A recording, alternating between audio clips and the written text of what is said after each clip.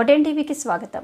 క్రైస్తవులపై భారీ కుట్ర పన్నుతున్న కూటమి ప్రభుత్వం మోసపూరితమైన హామీలతో అధికారంలోకి వచ్చి ఆ రోజు నుండి ఇప్పటి వరకు హామీలుగానే ఉండిపోయాయని, చంద్రబాబు నాయుడు బీజేపీ చేతిలో కీలుబొమ్మలా ఉన్నాడు అని, రాష్ట్రంలో ముఖ్యమంత్రి ఎవరో తెలియని అయోమయ పరిస్థితిలో రాష్ట్ర ప్రజలు ఉన్నారన్నారు.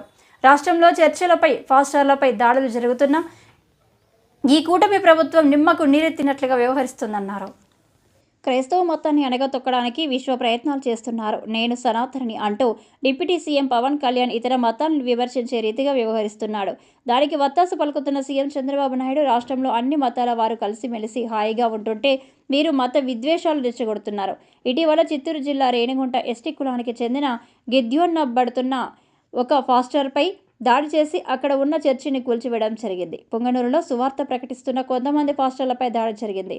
ప్రొఫెసర్ చెంగయ్య వారిపై దాడి చేసిన ఇబ్బందులు పెట్టారు.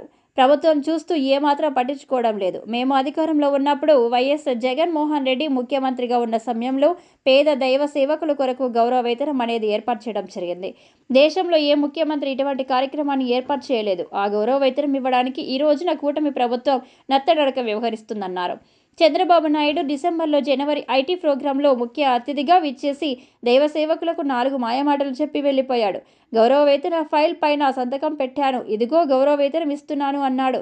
మా ఫాస్టర్స్ అందరూ చంకలు కొట్టుకుంటూ జయహో అనుకున్నారు. ఇంతవరకు వేతనం ఇవ్వడం లేదు. ఇక్కడ జరుగుతున్నది వేరు. 9 నెలల నుండి గౌరవ వేతనం లేదు.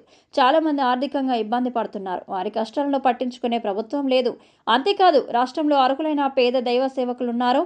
వారికి నూతనంగా గౌరవ వేతనం అప్లై చేసుకోవడానికి వెసులుబాటు కల్పించి వారిని ఆదుకోవాలని, చర్చిల నిర్మాణం కొరకు నిధులు విడుదల చేయాలి అని, జెరూసలేమి యాత్ర కొరకు ఇంకా నిధులు పెంచాలి, లేకుంటే రాష్ట్ర వ్యాప్తంగా ఉద్యమిస్తామని YSR Congress party Christian cell మాజీ రాష్ట్ర ఉపాధ్యక్షులు జాన్ బెన్నెలింగం అన్నారు.